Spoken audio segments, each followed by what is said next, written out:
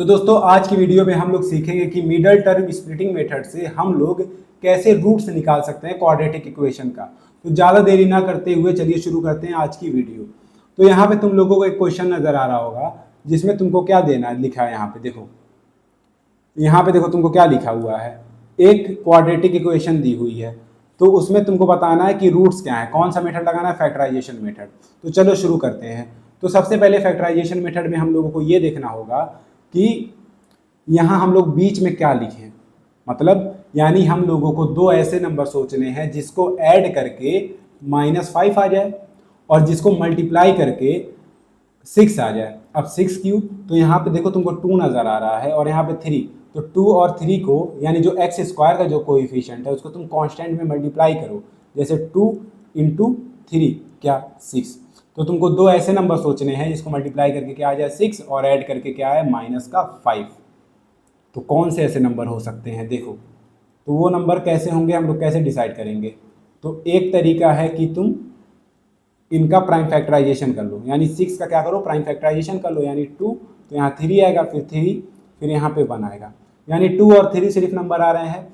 तो ये 2 और 3 को अगर तुम ऐड करोगे तो क्या आएगा, जैसे मान लो 2 और 3 है, 2 + 3, इनको ऐड करोगे क्या आएगा 5 आएगा। लेकिन हमको क्या चाहिए, माइनस चाहिए। अब मान लो इसको तुम मल्टीप्लाई कर रहे हो 2 इंटू 3, तो ये 6 आ रहा है, तो ये तो सही है। लेकिन हमारी जो कंडीशन है कि ऐड करके क्या आना चाहिए, -5 आना चाहिए। लेकिन यहाँ पे क्या आ रहा है 5 आ रहा है। तो -5 कैसे लाएंगे देखो। तो देखो अगर ये यहाँ पे देखो, तो यहाँ पे रहेगा तुम्हारा -2 ले लो और इसको ले लो -3। अब इन दोनों को तुम मल्टीप्लाई करके देखोगे, यानी -2 को मल्टीप्लाई करोगे अगर -3 से, तो माइनस माइनस कट गया और 2 इंटू 3 कितना आ गया 6 आ गया। ओके, और इनको अगर तुम ऐड करके देखो -3, तो ये तुम्हारा क्या आएगा -5 आएगा। ओके, तो तुम्हें मालूम चल गया कौन सा नंबर है, -2 और -3। अब मैं इसको क्लीन कर लेता हूँ। तो जैसा कि तुम्हें पता है कि हमें नंबर्स मिल गए हैं -2 और -3। अब इसका हम लोग क्या करें, तो सबसे पहले देखो यहाँ पे लिखो 2x² -5x और प्लस का 3 = 0। अब तुम यहाँ पे क्या करोगे, इसको तो ऐसे ही रहने दोगे। अब तुम यहाँ पे लिखोगे -3 और यहाँ लिखोगे तुम -3x और यहाँ पे लिखोगे तुम -2x और प्लस का 3। अब तुम इन दोनों को ऐड करके देखो, तुम्हारा -5 ही आएगा। ओके, तो यहाँ पे देखो अब क्या करना है, 2x², इधर देखो तुमको यहाँ पे दिख रहा होगा ये, इन दोनों में देखो और इन दोनों में तुम्हें क्या नज़र आ रहा है, ये x और x, इधर दोनों तरफ x है, तो तुम x को कॉमन निकाल लो। तो x को कॉमन निकालिए, अंदर क्या बच गया, ये 2 बार x था, एक बार बाहर आ गया तो एक बार अंदर बच गया, यानी x। ठीक, और क्या बच गया 2 तो बाहर नहीं आया था, 2 लिखोगे और x लिखोगे और यहाँ पे लिख दोगे तुम -3। ओके, अब इधर देखो यहाँ तुम्हारा -2x है, यहाँ पे है तुम्हारा प्लस का 3। तो तुम कॉमन क्या निकालोगे सोचो। तो तुम कॉमन निकालोगे -1। तो यहाँ पे तुम कॉमन निकालिए -1। जब -1 निकाल लिए तो यहाँ क्या बच गया 2x बच गया और इधर हो गया तुम्हारा -3। अब देखो -1 अगर तुम 2x से मल्टीप्लाई करोगे तो -2x हो जाएगा और -1 को अगर तुम -3 से मल्टीप्लाई करोगे तो क्या आएगा प्लस का 3 आएगा। अब देखो तुमको ये नंबर और ये नंबर दोनों सेम नज़र आ रहे हैं। अब तुम इसको क्या करो, कॉमन निकाल लो।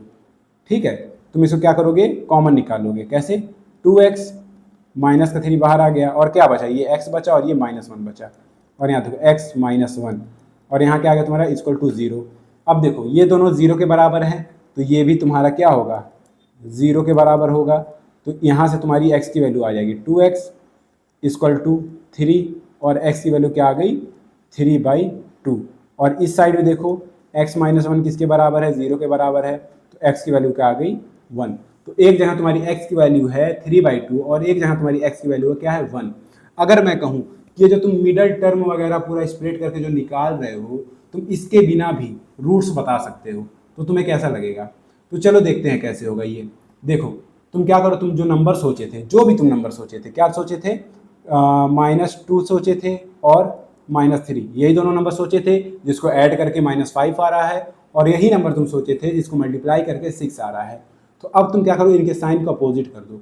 जैसे ये 2 -2 था तो ये बन गया तुम्हारा 2 और ये -3 था, ये बन गया तुम्हारा 3। अब देखो 2 और 3 आ गया और यहाँ देखो x² के साथ जो भी नंबर है उसको तुम यहाँ डिवाइड कर दो। ठीक, डिवाइड कर दो, देखो ये कट गया तो 1 आ गया, और ये तुम्हारा 3/2। तो देखो एक x की वैल्यू क्या आई थी, 1 आई थी, और एक x की वैल्यू क्या आ गई, -3/2 आ गया। समझ में आया?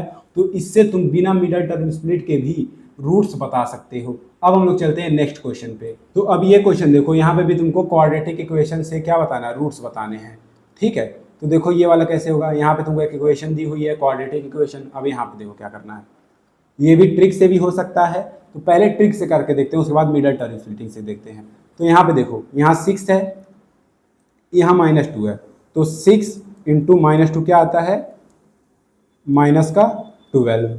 तो तुमको ऐसे दो नंबर सोचते हैं जिसको मल्टीप्लाई करके -12 आ जाए और जिसको ऐड करके -1 आ जाए। ओके, तो कैसे होंगे इसको, तुम पहले 12 को क्या करो, फैक्टराइज कर लो। 12, 2 के टेबल में 6 आया, फिर 2 के टेबल में 3 आ गया, फिर 3 के टेबल में 1 आ गया। तो तुमको यहाँ से मिल रहा है नंबर 2 2 ज़ा 4 और 3। ये पेयर कर करके तुमको एक बार देखना पड़ेगा। ओके, तो तुमको क्या मिल रहा है, 4 और 3 मिल रहा है। तो देखो 4 इंटू 3 अगर करते हो तो क्या आता है, 12 आता है। और 4 प्लस 3 अगर सॉरी 4 और प्लस 3 करते हो तो क्या आता है तुमको, 7 आता है। ओके, मुझे लगा कि मैं कुछ गलत कर रहा हूँ। ओके, तो 4 प्लस 3 का तो क्या होता है, 7 आता है। तो तुमको ऐसे दो नंबर सोचने हैं जिसको मल्टीप्लाई करके -12 आए, लेकिन यहाँ पे क्या आ रहा है, 12 आ रहा है, और प्लस करके -1 है, तो यहाँ पे क्या आ रहा है, 7 आ रहा है। ओके, तो क्या करना पड़ेगा यहाँ पे तुमको, देखो कोई नंबर को माइनस करना पड़ेगा। अगर मान लो यहाँ पे अगर माइनस दिया, यानी कि अगर दो नंबर को मल्टीप्लाई करके माइनस में कुछ आ रहा है और दोनों को ऐड करके माइनस में नंबर भी आ रहे हैं, तो तुमको क्या करना है, बड़ी वाली जो डिजिट है उसमें वो माइनस ले लेना है, यानी 4 को माइनस ले लेना। ओके, क्योंकि देखो 4 और इंटू 3 करोगे तो तुम्हारा आ जाएगा, क्या आ जाएगा, -12 आ जाएगा, और इसको अगर करोगे तो तुम्हारा आ जाएगा क्या, -1। समझ गए?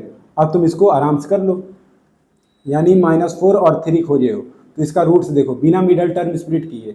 ठीक है, बिना मिडल टर्म स्प्लिट किए हम लोग यहाँ पे बता सकते हैं। देखो -4 और क्या है था, 3 था। अब तुम क्या करो, इनका साइन को चेंज कर दो, ये बन जाएगा 4, ये बन जाएगा 3। अब देखो इसका x² का कोएफिशिएंट क्या था, 6।